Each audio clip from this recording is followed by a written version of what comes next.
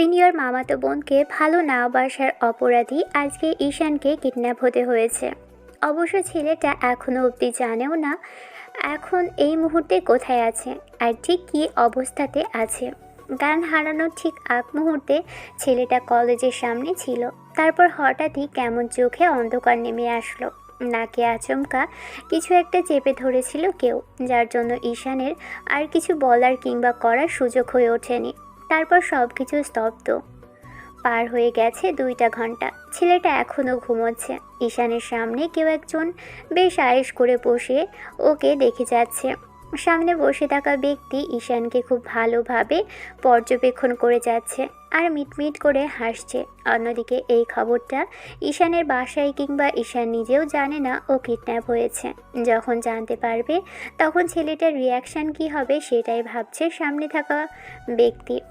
Minute 15 বাদে যখন ছেলেটার জ্ঞান ফিরল তখন ওর মাথায় একটা কালো কাপড় দিয়ে চোখ দুটো বেঁধে দেওয়া হলো। সামনে বসে থাকা ব্যক্তি সবাইকে চলে যেতে ইশারা করলে সবাই রুমটা থেকে বেরিয়ে গেল। ঈশান বুঝতে পারল ওকে কোথাও একটা বসিয়ে তারপর হাত পাগুলো শক্ত করে বেঁধে রাখা হয়েছে। হাত পাগুলো এতটাই শক্ত করে বাঁধা হয়েছে যে কোনো রকম নড়াচড়া করার অপশনটুকু রাখেনি। ঈশান অনেকক্ষণ চেষ্টা করে যখন পারল না তখন মুখ দিয়ে শব্দ করার চেষ্টা করলো। আশ্চর্য, মুখেও টেপ লাগানো, সামান্য শব্দটুকুও করতে পারছে না। আবার কেউ একজন মুখ থেকে টেপটা উঠিয়ে দিতে ঈশান জোরে জোরে নিঃশ্বাস নিতে লাগলো। তারপর বলতে লাগলো, আমাকে এখানে এনেছেন কেন? কে আপনি? আশ্চর্য, আমি কোনো মেয়ে নাকি নাকি বাচ্চা ছেলে যে আমাকে তুলে আনা হয়েছে? জীবনের প্রথম দেখলাম যে এত বড় দামড়া একটা ছেলেকে কেউ তুলে আনে। কে আপনি? আর কি চাই আমার কাছে? টাকা পয়সা চাইলে আমার আব্বু আম্মুকে কল করুন, ওরা এসে আমাকে ছাড়িয়ে নিয়ে যাবে। সামনে বসে থাকা ব্যক্তি কী ভাবলো কে জানে, কিন্তু হঠাৎ সে উঠে এসে ঈশানের গালে হাতের উল্টো পিঠ দিয়ে একটা স্লাইড করলো। সামনে থাকা ব্যক্তির উপস্থিতি টের পেয়েই ঈশান বুঝতে পারল সামনে থাকা ব্যক্তিটা কোনো মেয়ে, কারণ ভদ্রমহিলার শরীর থেকে আসা মেইলি স্মেলটাই বলে দিচ্ছে যে কোনো মেয়ে। ঈশান কিছুটা অবাক হলেও বলতে লাগলো, কে আপনি? আর আমাকে এখানে কেন এনেছেন? আমি আপনাকে চিনি চিনি বলে তো মনে হচ্ছে না। সত্যি করে বলুন তো আপনি কে? কুল কুল সোনা, এত উত্তেজিত হতে নেই, শরীর খারাপ করবে তোমার। সামনে থাকা ব্যক্তির প্রত্যুত্তরে ঈশান বুঝতে পারল ভদ্রমহিলার কণ্ঠটা কেমন চেনা চেনা লাগছে। তাই ছেলেটা আবারও বলল, আপনি কে সেটা আগে বলুন তো। আপনার হাত ভাব কিন্তু আমার মোটেও ভালো লাগছে না। আর কি চান আপনি আমার কাছে? আমার কাছে দেওয়ার মতো কিছুই নেই। যদি টাকা পয়সা চান তো আব্বু আম্মুকে কল করুন। টাকা পয়সা তো তোমার কাছে চাই না সোনা, যেটা চাই সেটা তুমিই দিতে পারবে। তোমার কাছ থেকেই আমার সেটা চাই। কি আশ্চর্য! আমি কি দেবো আপনাকে? আমার কাছে কি এমন আছে যার জন্য আপনার আমাকেই তুলে আনতে হলো? ইস, তুমি কি এখন আমাকে চিনতে পারছো না সোনা? ব্যাস, ঈশান এবার হকচকিয়ে গেল, কারণ প্রথমে কণ্ঠটা একটু চেনা চেনা লাগলেও এখন সবটা কেমন পরিষ্কার হচ্ছে। ভদ্রমহিলার কণ্ঠটা পুরোপুরি চেনা লাগছে।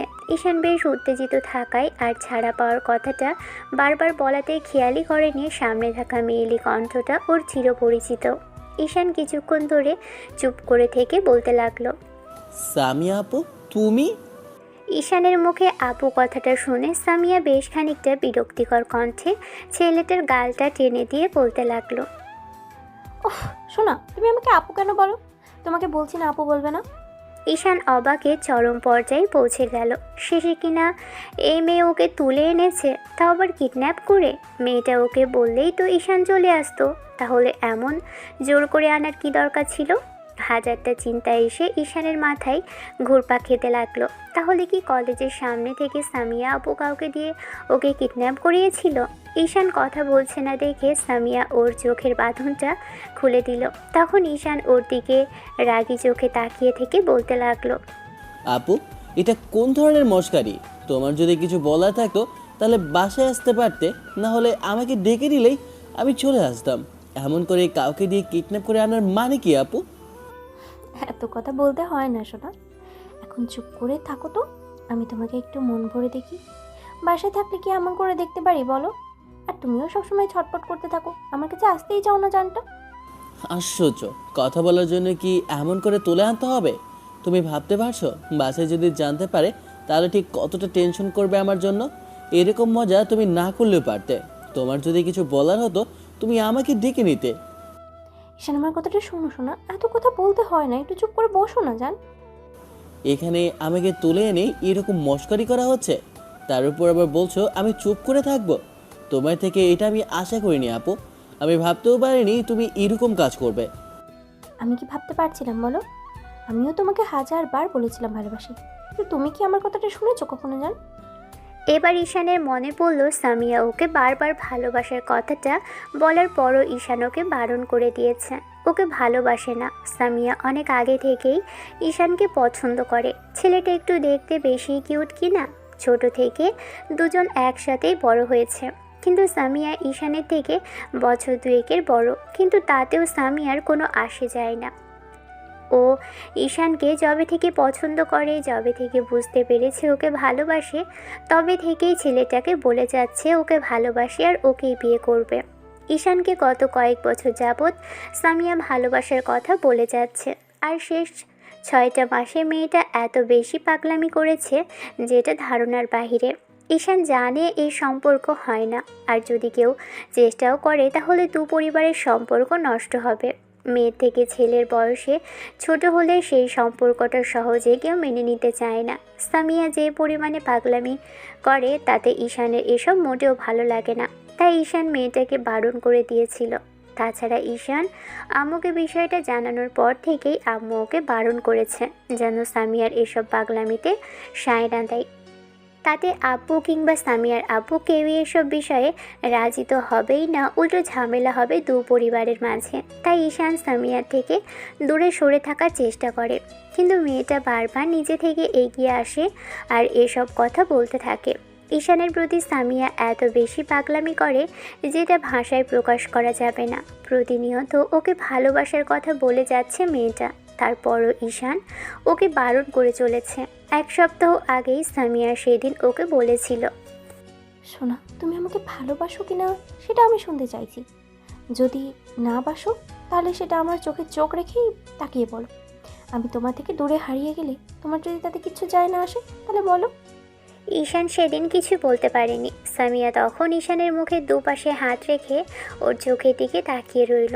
তারপর আবারও কথাটা জিজ্ঞেস করতেই ঈশান ওকে ছাড়িয়ে নিল আর বলতে লাগলো, তার মানে তুমি আমাকে ভালোবাসো, আর বাসো না সেটা চোখের দিকে তাকিয়ে বলার সাহস যেহেতু তোমার নেই, তার মানে তুমি আমাকে কখনোই বুঝতে পারবে না। ঈশান, একটাবার বলো ভালোবাসো, দেখো সবাই সবটা মেনে নেবে। তুমি খামোখা আমাকে দূরে সরিয়ে রাখছো, এমন করে কতদিন আমাকে ইগনোর করে যাবে শোনা? কেন তোমার চোখের দিকে তাকিয়ে বলতে হবে কেন? তুমি আর এমন পাগলামি করবে না, বারবার আমার কাছে চলে আসো। এসব আমার কিংবা তোমার বাসার কেউ যদি জানতে পারে তাহলে কি অবস্থা হবে একটাবার ভাবতে পারছো তুমি? তুমি কোনো কিছু না ভেবেই শুধু নিজের কথাই বলে যাচ্ছ। আমি তো তোমাকে ভালোবাসি না, তাহলে এসব কথা কেন বলছো তুমি বারবার? কারণ আমি তোমাকে চাই, তোমাকে ছাড়া আমার পক্ষে থাকা সম্ভব না ঈশান। সেই ছোট্ট থেকে আমি তোমাকে ভালোবেসে এসেছি। তোকে তোকে ঠিক কতটুকু ভালোবাসি সেটা কেন বুঝতে চাস না? আমি কি এতটাই খারাপ দেখতে যে তুই আমাকে ভালোবাসতে পারবি না? আমি তোর বউ হওয়ার জন্য পারফেক্ট না বল? এইসব ফালতু কথা বলো না তো। আমি তোমাকে ভালোবাসি না, তাহলে ভালো না বাসলে বলতে যাব কেন? ও, তার মানে আমার ভালোবাসাটা তোর কাছে কিছুই না? আমার কিছু হয়ে গেলে তাতে তোর কিছু যায় আসে না, তাই তো? আজে বাজে কথা বলো না তো। তুমি আমার থেকে ভালো ছেলে পাবা আপু, যে তোমাকে অনেক বেশি ভালো রাখবে। আমি ভালো থাকতে চাই না, আমি তোর কাছে কষ্ট হলেও থাকতে চাই। তারপরেও তুই শুধু আমাকেই ভালোবেসে দেখ ঈশান। আমরা দূরে গিয়ে বিয়ে করে নেব। শোনা, একবার বল তুই আমাকে ভালোবাসিস, দেখবি আমরা অনেক হ্যাপি থাকবো। একবার বিয়েটা হয়ে গেলে আব্বু আম্মু তোর বাসায় সবাই আমাদের ঠিক মেনে নেবে। ওরা কতদিনই ছেলে মেয়ে দূরে সরিয়ে রাখবে বল শোনা? এসব ফালতু কথা আর কখনো বলবে না। তোমার এসব কর্মকাণ্ড আমার মোটেও পছন্দ না। তারপরও এসব পাগলামি করতে থাকো, শুধু শুধু তোমার জন্য দুই পরিবারের সম্পর্কটা নষ্ট হবে দেখো। ঈশান সামিয়াকে জোর করে সরিয়ে দিল। সামিয়া তখন রাগের মাথায় বলেছিল, বারবার বলছি তোকে ভালোবাসি, সেই জন্য আমার ভালোবাসাটাকে তোর কাছে তুচ্ছ মনে হচ্ছে, তাই না? একটা কথা কান খুলে শুনে রাখ, আমি যদি তোকে না পাই না তাহলে তোকে আর কেউ পাবে না ঈশান। আর যদি সেটা সত্যি হয় তাহলে আমি তোর থেকে এত দূরে সরে যাব তুই আমাকে কখনো দেখতেও পাবি না। আর সেই সব কিছুর জন্য দায়ী থাকবি শুধুমাত্র তুই। কী করে ভালোবাসা আদায় করে নিতে হয় সেটা আমি নিজেও খুব ভালো করে জানি। আর তুইও জানিস যেই জিনিস আমি না পাই সেটা কী করে ছিনিয়ে নিতে হয় সেটা আমার খুব ভালো করে জানা আছে। তুই তৈরি থাক, আমি জোর করেই তোকে নিজের করব। সামিয়ার সেই দিনের কথাতে ঈশান কিছুটা ভয় পেলে ওকে বুঝতে দেয়নি, সেখান থেকে চলে এসেছিল। তারপর একটা সপ্তাহ আর মেয়েটার সাথে দেখা হয়নি। সামিয়া বান্ধবীদের সামনে এসব নিয়ে কান্নাকাটি করেছিল, তখন বান্ধবীরা এই প্ল্যানটা ওকে দেয়। ঈশানকে কিডন্যাপ করে এনে জোর করে বিয়েটা করে নিতে বলেছিল বজ্জাত মহিলাগুলো। ঈশান কখনো ভাবতেও পারেনি শেষে কিনা মামাতো বোনের হাতে কিডন্যাপ হতে হবে। এবার সামিয়া রুমের লাইটগুলো জ্বালিয়ে দিল। ঈশান মেয়েটার দিকে অবাক চোখে তাকিয়ে রইল, কারণ এই মুহূর্তে মেয়েটা বউ সাজে ওর সামনে দাঁড়িয়ে আছে। আজকে মেয়েটাকে অসম্ভব রকমের সুন্দর লাগছে। ঈশানকে চোখ বড় বড় করে নিজের দিকে তাকিয়ে থাকতে দেখে সামিয়া এগিয়ে আসলো। মেয়েটা হুটহাট করে ঈশানের কোলের মধ্যে বসে পড়ল, তারপর গলাটা জড়িয়ে ধরে গালে একটা চুমু খেলো। ঈশান চোখ জোড়া বন্ধ করে নিল। মেয়েটাও ঠোঁটের দিকে ঠোঁট জোড়া এগোতেই ঈশান মুখটা ঘুরিয়ে নিল। সামিয়ার নিঃশ্বাসটা ঈশানের মুখের উপর পড়তেই ছেলেটা বুঝতে পেরে মুখটা ফিরিয়ে নিল। সামিয়া জোর করে ঈশানের মুখটা নিজের দিকে ঘুরিয়ে ঠোঁটে কিস করতে লাগলো। ছেলেটা নিজের ঠোঁট জোড়া ছাড়ানোর চেষ্টা করলেও সামিয়া ছাড়ল না। 5 মিনিটে কিস করার পর সামিয়া ঈশানকে ছেড়ে দিয়ে ওর বুকে মুখ লোকালো। তারপর একটা সময় ওর ঘাড়ে আর গলায় কয়েকটা চুমু দিতে ঈশান সবটা সহ্য করে নেওয়ার চেষ্টা করলো। একটা মেয়ে এরকম করে কাছে আসলে নিজেকে কন্ট্রোল করে রাখা কষ্টের। সামিয়া বুঝতে পারলো ঈশানের অবস্থা খারাপ হচ্ছে, তাই মুচকে একটা হাসি দিয়ে ওর গালে একটা চুমু দিয়ে বলতে লাগলো, শোনা, তুমি এরকম করছো কেন? আমি একটু পরে তোমার বউ হব, আর তুমি কিনা এমন করে আমাকে দূরে সরিয়ে দিতে চাইছো। আজকের পর থেকে তুমি আর আমাকে কখনো দূরে সরাতে পারবে না। আজকে সেই ব্যবস্থাটাই করব। আমি অনেকবার বলেছিলাম চলো আমরা বিয়ে করে নিই, কিন্তু তুমি রাজি হওনি। আমি কখনোই তোমার কথাতে রাজি হব না। তুমি আমাকে তুলে এনেছো, বাসার কেউ এই বিষয়টা জানতে পারলে কতটা কষ্ট পাবে ভেবেছো? তোমার জন্য আজকে এরকম একটা পরিস্থিতিতে সবাইকে পড়তে হয়েছে। তুমি কি করে পারলে এরকম একটা বাজে কাজ করতে আপু? তোমাকে পাওয়ার জন্য আমি সব কিছু করতে পারি শোনা। আমার যে তোমাকে চাই সেটা বুঝতে পারছো না কেন জানটা? না, আমি কিছু বুঝতে চাইছি না। তুমি আমাকে ছেড়ে দাও, না হলে কিন্তু এর জন্য তোমাকে অনেক শাস্তি পেতে হবে বলে রাখলাম। আগে বিয়েটা করে নিই, তারপরে তুমি যা শাস্তি দেওয়ার দিও। ভালো ভালো বিয়েটা করবে নাকি আমাকে কিছু করতে হবে জান? তোমার যা খুশি তাই করো, তারপরও আমি তোমাকে বিয়ে করব না। তুমি আমাকে মেরে ফেলবে তো ফেলো, তারপরও আমি তোমাকে বিয়ে করব না বলে রাখলাম। শোনা, আমার মধ্যে কি এমন কমতি আছে বলো, যার জন্য তুমি আমাকে বিয়েটা করতে চাইছো না? আমি দেখতে খারাপ নাকি আমার সাথে মানাবে না তোমাকে? দেখো, বিয়েটা করে বাসায় গেলে সবাই আমাদের মেনে নেবে ঈশান। তোমার পরিবারের সবাই আমাকে খুব আদর করে বউ হিসেবে মেনে নেবে। তুমি একটাবার বোঝার চেষ্টা করো জানতা। বললাম না আমি কোনো কিছু বুঝতে চাইছি না। আমাকে ছেড়ে দাও, না হলে কিন্তু এর থেকে খারাপ পরিস্থিতি তোমার জন্য হবে। আমি কিন্তু বাসায় গিয়ে সবাইকে সবটাই বলবো। জোর করে তুমি আমাকে এখানে তুলে এনেছো। ও, তার মানে তুমি আমাকে বিয়ে করবে না তাই তো? আমাকে কিছু একটা করতে হবে। ঈশান অবাক চোখে মেয়েটার দিকে তাকিয়ে রইল। এবার সামিয়া কিছু একটা খুঁজতে লাগলো। মেয়েটা কোথা থেকে যেন একটা ছুরি এনে হাতে বারবার আঘাত করে করে বলতে লাগলো, এবার বলো, কার ক্ষতি করব, তোমার নাকি আমার? কোনটা করলে বেশি ভালো হয় শোনো? সামিয়া কথাগুলো বলেই ছুরির উল্টো পিঠ দিয়ে ঈশানের গালে স্লাইড করলো। সাথে সাথে ছেলেটা ভয়ে চোখ জোড়া বন্ধ করে নিল। এই মেয়েটাকে দিয়ে বিশ্বাস নেই, কোথায় চালিয়ে দিবে তার ঠিক নেই। ঈশান চোখ জোড়া বন্ধ করে নিয়ে বলতে লাগলো, তোমার যদি ইচ্ছে হয় আমাকে মেরে ফেলো, তারপরও আমি বলবো আমি তোমাকে বিয়ে করতে পারবো না। আমি জানতাম তুমি বিয়ে না করার জন্য এইসব বলবে। আমি তো তোমার কোনো ক্ষতি করব না শোনা। তোমার ক্ষতি করলে আমাকে আদর করবে কে? আমাকে ভালোবাসবে কে? এবার সামিয়া ঈশানের সামনে চেয়ারটায় বসলো। তারপর হাতের উপর ছুরিটা রেখে বলতে আরম্ভ করলো, তাকাও শোনা, আমি তোমার কোনো ক্ষতি করবো না। আজকে যদি তুমি এখান থেকে বের হও তাহলে আমাকে বউ করে নিয়েই বেরোবে, আর না হলে আমার লাশটা এখানে থেকে যাবে। ভালো করে শুনে রেখো বেবি। ঈশান এবার প্রচণ্ড পরিমাণে ভয় পেল, কারণ মেয়েটা নিজের হাতে ছুরিটা চেপে ধরে রেখেছে। যদি রাগের মাথায় জোরে সোরে চালিয়ে দেয়, তাতে হাতটা কেটে পড়ে যাবে না তার ঠিক নেই। ঈশান ভয়ে ভয়ে কাঁপা কাঁপা কণ্ঠে বলতে লাগলো, দেখো আপু, তুমি কিন্তু পাগলামি করছো। তুমি এরকম করতে পারো না। আচ্ছা ঠিক আছে, তুমি ছুরিটা সরিয়ে নাও, আমি তোমাকে বলে দিচ্ছি কি করতে হবে। আমাকে অনেক বুঝিয়েছো শোনা, এখন আর আমাকে বোঝাতে হবে না। তুমি আগে বলো, আমাকে আজকে বিয়েটা করবে? তারপরে আমি তোমার সব কথা শুনবো। তারপরেও বিয়ের বাইরে আর একটা কথাও শুনতে চাইছি না। ঠিক আছে, তুমি বাসার সবাইকে রাজি করাও। সবাই যদি রাজি হয় তাহলে দুই পরিবারের সম্মতিতে বিয়েটা হবে।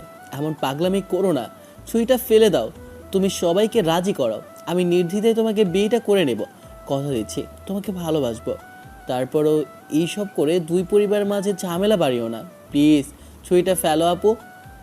আমি ভেবেছিলাম তুমি আমার কথাটা একটু হলেও ভাববে, কিন্তু না, তুমি শুধু পরিবারের কথাটাই ভাবছো। তুমি থাকো তোমার জেদ ধরে। আজকের পর তোমার সাথে আমার আর দেখা হবে না, আর না কখনো কথা হবে। তারপর তোমার মনে হবে তুমি কি হারিয়েছো। আমি তোমাকে যতটুকু ভালোবাসি, কেউ তোমাকে এতটা ভালোবাসতে পারবে না ঈশান। ঈশান ভয়ত চোখে তাকিয়ে রইল সামিয়ার দিকে। মেয়েটা ছুরিটা চালিয়ে দিবে তার আগেই কেউ একজন ওর হাতটা ধরে ফেলল। হাতের টান অনুভব হতেই সামিয়া পিছনে ফিরে তাকালো। ঈশানের ভাইয়া দাঁড়িয়ে আছে, অর্থাৎ সামিয়ার বড় ফুফাতো ভাই দাঁড়িয়ে আছে। ঈশানের ভাই একজন পুলিশ অফিসার, তার উপর ছেলেটা প্রচণ্ড পরিমাণে রাগী। সামিয়ার এরকম কর্মকাণ্ড করতে দেখেই ইমন ভাইয়া ওর হাত থেকে ছুরিটা কেড়ে নিয়ে ফেলে দিল। তারপর কষিয়ে ওকে একটা থাপ্পড় মারল। সামিয়া ছিটকে কিছুটা দূরে সরে গেল। ইমন ভাইয়া সামিয়াকে চুলের মুঠি ধরে এনে চেয়ারে বসালো। তারপর মেয়েটার একটা হাত শক্ত করে ধরে রেখে বলতে লাগলো, তোর খুব পাকনা গুছিয়েছে না? আমার ভাইকে কিডন্যাপ করিস?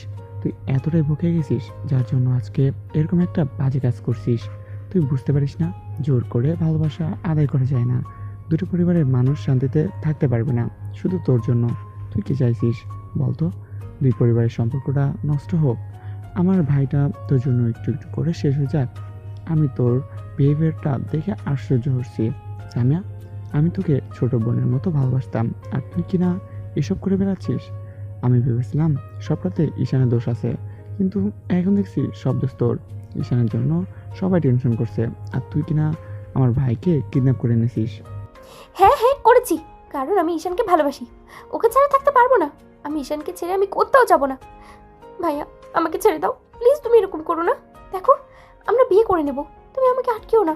এখন এখান থেকে আমরা অনেক দূরে চলে যাব। তুমি প্লিজ আমাদের একটু হেল্প করো। তোমার ভাইকে বলো না আমাকে বিয়ে করে নিতে, তাহলেই দেখবে সবাই সবটা মেনে নিয়েছে, কেউ কোনো কথা বলবে না। তুমি আমাদেরকে হেল্প করো না প্লিজ ভাইয়া।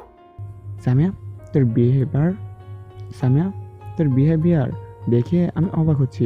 দিন দিন তুই এতটাই বকে যাচ্ছিস যে শেষে কিনা নিজের ফুফাতো ভাইয়ের সাথে এমন কাণ্ড করতে তোর বিবেকে বাচ্ছে না।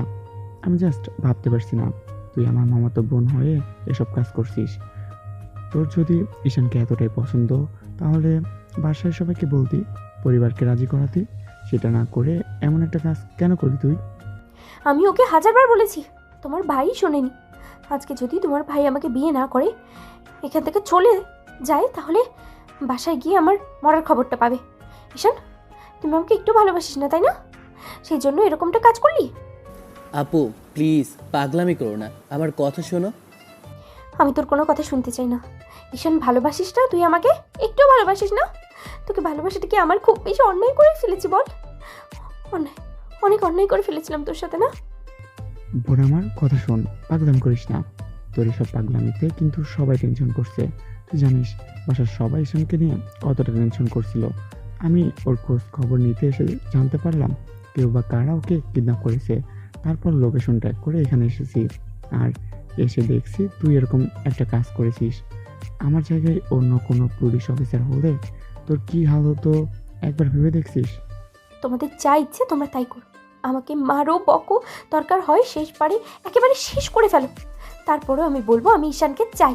ওকে ছাড়া আমি মোটেও ভালো থাকতে পারবো না ভাইয়া। বুঝতে পেরেছি, তোকে বললে কোনো কাজ হবে না, তোকে বাসায় পাঠাতে হবে। এই কনস্টেবল, ওকে নেওয়ার ব্যবস্থা করো। বাইরে যে মহিলা পুলিশগুলো আছে ওদের ভিতরে পাঠাও। না, আমি কোথাও যাব না। আমাকে কোথাও নিয়ে যেতে পারবে না তোমরা। কনস্টেবল বাইরে গেল। সামিয়া ইমনের থেকে জোর করে ছোটার চেষ্টা করলে এরই মাঝখানে দুটো মহিলা পুলিশ এসে ওকে জোর করে নিয়ে যেতে লাগলো। মেয়েটা কান্নাকাটি জুড়ে দিল যাবে না বলে। এবার ভাইয়া এসে ঈশানের হাতে পায়ের বাঁধন খুলে দিল।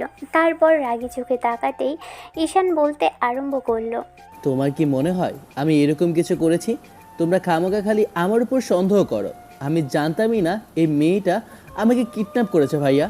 ঈশান ভাইয়ের সাথে বাহিরে আসতেই দেখে একটা গাড়ি ভর্তি লোকজন আসলো। গাড়ি থেকে সামিয়ার আব্বু আর ভাইয়া নামলো।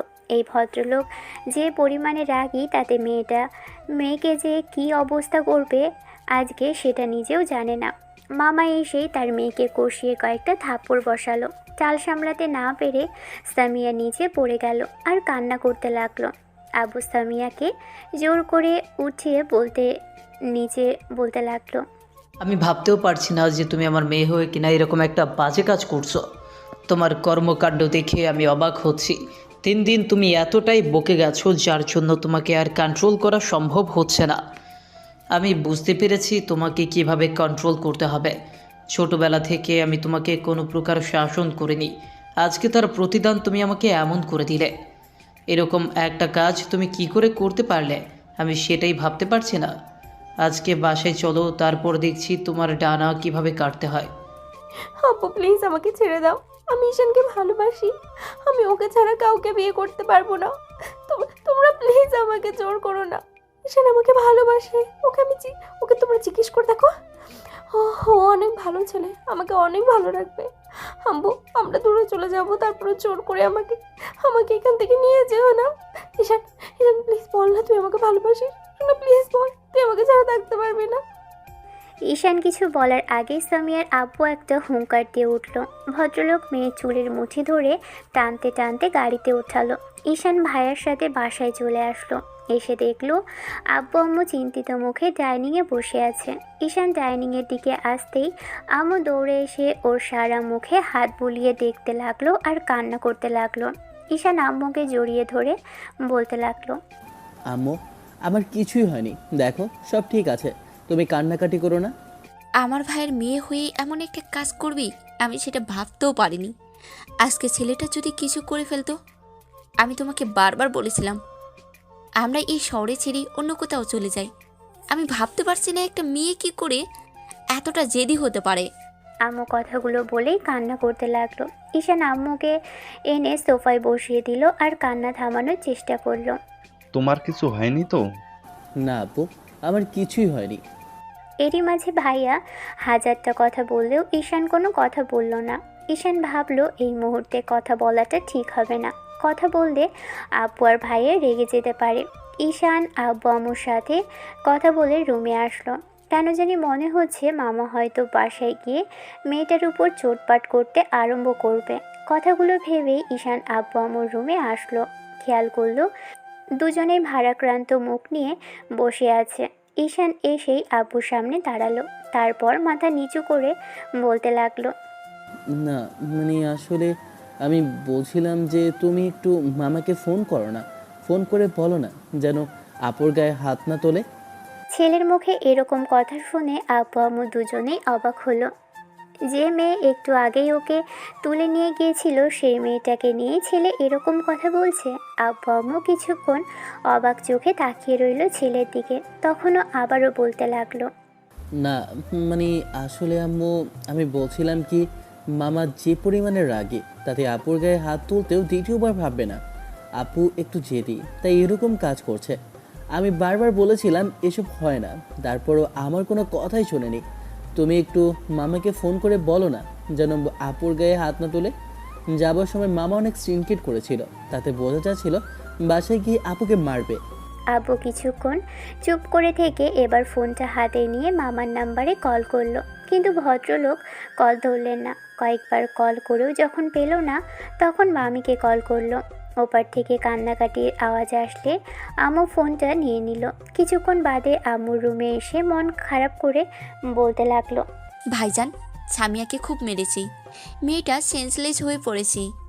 বাসাতে গিয়ে এরকম করে আঘাত করেছে মেয়েটাকে, যার জন্য। ঈশানের বুকের ভিতর কেমন যেন ধক করে উঠল। মুহূর্তের মধ্যে মনে হলো আজকে ওর জন্যই হয়তো মেয়েটা এরকম করে মার খাচ্ছে। আবার পরক্ষণে মনে হলো অতিরিক্ত বাড়াবাড়ি করছিল মেয়েটা, সেজন্যই আজ এরকম পরিস্থিতিতে পড়তে হয়েছে। ঈশান কিছুক্ষণ চুপ করে থেকে তারপর রুম থেকে বেরিয়ে গেল। কিছুক্ষণ ভালো লাগছে না, কিছুই ভালো লাগছে না। শেষে কিনা মেয়েটাকে ওর জন্য মার খেতে হলো। ঈশানের বারবার মনে হচ্ছে সামিয়ার কাজের জন্য এমনটা হলো, কিন্তু কেন জানি ভালো লাগছে না। আর লাগবেই বা কী করে? যে মেয়েটাকে ছোটবেলা থেকেই দেখে আসছে ওর জন্য একদম পাগল, সে মেয়েটাকে আজকে বেধড়কভাবে মার খেতে হয়েছে। না জানি কী অবস্থা হয়েছে মামা তার মেয়ের।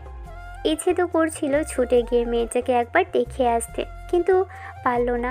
এমন করে পুরো একটা সপ্তাহ কাটলো। ঈশান আর মামার বাসাতে যাওয়ার সাহস পেল না, কারণ মামা যে পরিমাণে রেগে আছে তাতে ওকে কী থেকে কী বলবে তা ঠিক নেই। ঈশান অনেক চেষ্টার পর আম্মু থেকে জানতে পারলো সামিয়ার নাকি বিয়ে ঠিক করেছে মামা। আর সামিয়াও নাকি বাড়াবাড়ি করছিল দেখে মামা মেয়ের হাত মাথায় রাখিয়ে তারপর জোর করে বিয়েতে বাধ্য করেছে। আর কী সব কসম টসম দিয়ে এরকম একটা কাণ্ড করেছে। দীর্ঘশ্বাস ফেলা ছাড়া ঈশানের আর কোনো কিছু করার নেই। বন্ধুদের সামনে মন খারাপ করে বসেছিল ছেলেটা, আর বিষয়টা নিয়ে ভাবছিল। কারণ একটু আগেই মামি কল করে বিষয়টা জানালো সবটা, আর কান্নাকাটিও করছিল, তাই মনটা খারাপ হয়ে গেল। ঈশান চুপ করে আছে দেখে ওর একটা বন্ধু বলতে লাগলো, কিরে মন খারাপ করে আছিস কেন? কয়েকদিন থেকে দেখছি তেমন করে আর আড্ডা দিচ্ছিস না, আগের মতো আর কথা বলছিস না, হাসাহাসিও করছিস না। কারণটা কি বলতো আমাকে? না রে, তেমন কিছু না। কারণ তো একটা আছে। কারণটা কি? এটাই যে স্বামী আপুর বিয়ে ঠিক হয়ে গেছে। তুই কী করে জানলি? কি করে জানবো? ওর আব্বুর সাথে আমার আব্বুর ব্যবসায়িকভাবে বেশ ভালো সম্পর্ক, সেই ক্ষেত্রে ওর আব্বু আমাদের ইনভাইট করেছে আজকে আব্বুর কথাতে। আর তুই যেভাবে বললি তাতে শিওর হলাম যে সামিয়া আপুর বিয়ে ঠিক হয়ে গেছে। ঈশান মাথা নেড়ে হ্যাঁ সূচক উত্তর দিয়ে মাথা নিচু করে রাখলো। তখন মেহেদি উত্তরে বলতে আরম্ভ করলো, এতই যখন ভালোবাসিস তাহলে ইগনোর করলি কেন? সেই দিন ওই রকম করে তাড়িয়ে না দিতি, যদি বলতি তুই ওকে বিয়ে করবি, তাহলে দেখতি তোর মামাও মেনে নিত। কিন্তু তুই সেটা করলি না, শুধু পরিবারের কথাই ভাবলি। পরিবার আজ কিংবা কাল মেনে নিত, কারণ তোরা দুজন কাজিন ছিলে, তাই ঠিকই তোদের দুজনকে মেনে নিত। না হয় একটা বেবি নিয়ে ফিরে আসলে দেখতি আর রাগ করে থাকতে পারতো না। কিন্তু সেটা না করে তুই মেয়েটাকে ভয় পেয়েছিলি। মেয়েটা পাগলামি কার জন্য করতো? তোর জন্যই তো নাকি? আমার মাথা কাজ করছে না, এসব কথা বলিস না তো, ভালো লাগছে না কিছু। কী থেকে কী হচ্ছে আমি কিছুই বুঝতে পারছি না। এটাই তো স্বাভাবিক ভালোবাসার, মানুষ হারিয়ে গেলে তখনই বোঝে আমরা কি অন্যায় করেছি কিংবা কি ভুল কাজটাই না করেছি। তুইও ঠিক বুঝতে পারবি, যখন বুঝতে পারবি তখন অনেক দেরি হয়ে যাবে। তুই এতটুকু জানিস স্বামী আপুকে ঠিক কতটুকু ভালোবাসিস, তাহলে আগলে নিলেই পারতি, দূরে কেন সরিয়ে দিলি? ঈশান আর সেখানে থাকলো না, ক্লাসের দিকে চলে আসলো। কোনো রকমে কয়েকটা ক্লাস করে বাসায় চলে গেল। দুদিন আর বাসা থেকে বেরোলো না। এসব কিছু আর ভাবতে পারলো না। আম্মু বুঝতে পারলো যে ঈশান বিষয়টা মানতে পারছে না। বারবার জিজ্ঞেস করার সত্ত্বেও ছেলেটা কিছু বলল না। অন্যদিকে সামিয়া আপুকে জোর করে মামা বিয়েতে রাজি করিয়েছে। সামিয়া প্রতিটা মুহূর্তে প্রত্যেকটা দিন কান্নাকাটি করে বিয়েটা করবে না বলে। ঈশানের জন্য হাজারটা কথা বলে ওর আম্মুর কাছে, কিন্তু আব্বুকে বলার মতো সাহসটা মেয়েটার হয়ে ওঠে না। ঈশান সেদিন বাসায় এসে জানতে পেরেছে সামিয়াদের বাসা থেকে ওদের ইনভাইট করা হয়নি। আর ইনভাইট কেন করা হয়নি সেটা ঈশানের বুঝতে আর বাকি নেই। আরও 4-5 দিন পরে দেখতে দেখতে পার হয়ে গেল। কেমন তাড়াতাড়ি দিনগুলো কেটে গেল। বিয়ের দিন চলে আসলো। ঈশান বুঝতে পারছে না ওর এমন কেন লাগছে। কেমন যেন ভিতর থেকে অস্থির লাগছে। বারবার মনে হচ্ছে কিছু তো একটা হবে ঝামেলা। মেয়েটা আবার উল্টোপাল্টা কিছু করে বসবে না তো? বিয়েটা নিশ্চিন্তে করে নিলেই সব সমস্যার সমাধান হয়ে যাবে। কিন্তু আদৌ কি সব সমস্যার সমাধান হবে? ছেলেটার রুমে শুয়েছিল, এরই মাঝে আম্মু এসে ওর মাথার পাশে বসে মাথায় হাত বুলিয়ে দিতে লাগলো। ঈশান বুঝতে পারলো আম্মু এসেছে। ছেলেটা গিয়ে আম্মুর কোলের মধ্যে মাথা রেখে চুপ করে শুয়ে রইল। অবস্থা এমন যে কিছু করার নেই। দুই পরিবারের কেউই বিষয়টা মানত না। আম্মু সেটা খুব ভালো করেই জানে। ঈশান সামিয়াকে পছন্দ করে, আম্মু জানে, এটাও জানে। আর কেউ না জানলেও আম্মু থেকে ঈশানের এই বিষয়টা লুকোতে পারেনি। বারবার জিজ্ঞেস করার পর ঈশান সেদিন মাথা নেড়েছিল। তখন আম্মু বলেছিল দু পরিবারের জন্য এই বিষয়টা মেনে নেওয়াটা কারো পক্ষেই সম্ভব না। এর মাঝখানে ঘন্টাখানেক পেরিয়ে গেল। আব্বু দুপুরের খাবার খেতে আসার পর কথা, কিন্তু ভদ্রলোক আসলেন না। আম্মু কয়েকবার কল করার পরও আব্বুকে পেল না। আরও 2 ঘন্টা বাদে বিকেল হয়ে গেল। কিছুক্ষণ বাদে সন্ধ্যাও হয়ে আসবে। ঠিক তখনই আম্মুর নাম্বারে কল আসলো। ঈশানও ডাইনিংয়ে বসেছিল। এরই মাঝখানে ভাইয়ার সবেমাত্র ফ্রেশ হয়ে নিচে এসেছে নাস্তা করার জন্য। তখনই আব্বুর নাম্বার থেকে ফোন আসতেই আম্মু ফোনটা রিসিভ করে কেমন যেন চুপ করে রইল। আম্মুকে এমন করে চুপ করে থাকতে দেখে ঈশান বিষয়টা জিজ্ঞেস করতেই তখন আম্মু বলতে লাগলো, আব্বু, এখনই আমাদের একবার হসপিটালে যাওয়ার দরকার। ঈশান বুঝতে পারলো না কি হলো। ইমন ভাইয়া হুটহাট করে বলতে লাগলো, কি হয়েছে আম্মু, তুমি এমন করে কথা বলছো কেন? তোমাদের আব্বু বললো আমাদের একবার হসপিটালে যেতে হবে। দেরি করো না, আমাদের এখনই একবার যেতে হবে। হসপিটাল কথাটা শুনেই ঈশানের কেমন যেন ভয় কাজ করতে লাগলো। ছেলেটা এবার কাঁপা কাঁপা কণ্ঠে বলতে লাগলো, আম্মু কি হয়েছে? তুমি এমন করে কথা বলছো কেন? কার কি হয়েছে বলো না। এরকম করে চুপচাপ থেকো না। আমার কেমন যেন লাগছে তুমি কিছু লুকাতে চাইছো আমাদের থেকে। না আব্বু, আমি কিছু লুকাচ্ছি না। ওখানে গেলেই দেখতে পাবে। এখন কথা না বলে চলো, আর আমাদের দেরি হয়ে যাবে। চলো এক্ষুনি। আম্মু ঈশানের হাত ধরে টানতে টানতে ওকে বাইরে নিয়ে আসলো। তারপর ওরা গাড়িতে বসতেই ভাইয়া ড্রাইভ করতে লাগলো। আম্মু থেকে জানলো হসপিটালে আসলো। তারপর হসপিটালের 4 তলায় উঠলো। ঈশানের কেমন যেন হাত পা কাঁপছে, চলার শক্তিটুকুও যেন পাচ্ছে না। এবার ঈশানের আম্মুর হাত ধরে টানতে টানতে একটা কেবিনের সামনে নিয়ে আসলো। সামনে আব্বু, মামা, মামি সহ ওদের বাসার অনেকেই দাঁড়িয়ে আছে। তার মানে কি সামিয়ার কিছু হয়েছে? ভাবতে ঈশানের বুকের ভিতরটা ধক করে উঠল। এক মুহূর্ত আর দাঁড়াতে পারল না ছেলেটা। দৌড়ে কেবিনের সামনে গিয়ে দেখলো সামিয়ার সার্জারি চলছে। এমন কিছু দেখেই ঈশান এক গ্লাসে হাত রেখে কান্না করে ফেলল আর কেমন ফুপিয়ে উঠতে লাগলো। আপু কাছে আসতেই ঈশান উল্টো দিকে ফিরে দরজার সাথে পিঠ ঠেকিয়ে নিচে বসে পড়ল আর কান্না করতে লাগলো। ছেলেটা কান্না করছে কিন্তু শব্দ করে নয়, চোখ থেকে শুধু পানি গড়িয়ে পড়ছে। আম্মু এসে ওকে ধরে ওঠালো আর এক জায়গায় নিয়ে বসিয়ে দিল। ঈশান আম্মুকে জড়িয়ে ধরে কান্না করতে করতে বলতে লাগলো, আম্মু সব আমার জন্য হয়েছে তাই না? আপুকে ওই রকম করে ফিরিয়ে না দিলে আজকে এরকম কিছু করতো না। তোমরা কেন বুঝতে চাইলে না? মেয়েটা এত বেশি পাগলামি করে শুধু আমার জন্য। মামাও আমাকে বুঝতে পারলো না, আর আর না তার মেয়েকে। সবাই ঈশানের দিকে তাকিয়ে রইল আর ছেলেটা বাচ্চাদের মতো করে ফুপিয়ে ফুপিয়ে উঠতে লাগলো।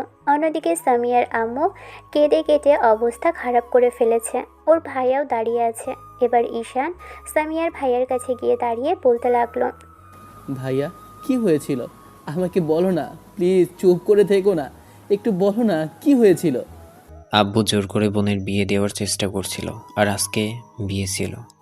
বোন অনেক কাঁদছিল, কারণ রাত্রে বলেছিল বিয়েটা করবে না, কিন্তু আব্বু জোর করেই বিয়েতে রাজি করিয়েছিল। তারপর বিয়ের জন্য যখন আজকে আনতে যাওয়া হলো, ওর মুখ থেকে কিছু একটা বেরোচ্ছিল। আমি গিয়ে দেখি ও সেন্সলেস অবস্থায় পড়ে আছে। তারপর হসপিটালে আনার পর জানতে পারলাম বিষ খেয়েছিল। ঈশান আবারও দেয়ালে পিঠ ঠেকিয়ে কান্না করতে লাগলো। তোরা এখান থেকে চলে গেলি না কেন? পালিয়ে গিয়ে বিয়ে করে নিতি আমার বোনের সাথে। এরকম কেন করলি বল? তুই কি আমার বোনকে ভালোবাসতি না? একটু ভালোবাসলে কি এমন ক্ষতি হতো বল? কেন ওকে একটু বোঝার চেষ্টা করলি না? তোরা কেউ ওকে বুঝতে পারলি না। দেখ আমার বোনটা এখন মরতে বসেছে। ওর কিছু হয়ে গেলে তুই খুশি হবি ঈশান। ঈশান উঠেই সামিয়ার ভাইয়াকে জড়িয়ে ধরলো আর কান্না করতে লাগলো।